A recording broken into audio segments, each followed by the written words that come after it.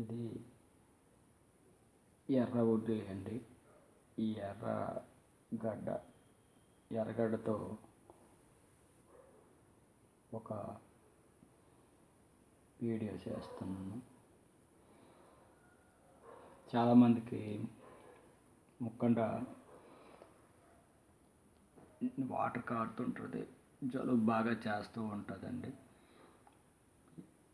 ట్యాబ్లెట్లు వేసినప్పుడు కూడా ఎన్నో నాసల్ డ్రాప్స్ వేసుకుంటేనే కొన్నాళ్ళు టైం పడుతుంది, అంత వేగం తగ్గదు. మన ఇంట్లో ఈ ఎర్ర ఉల్లిగడ్డ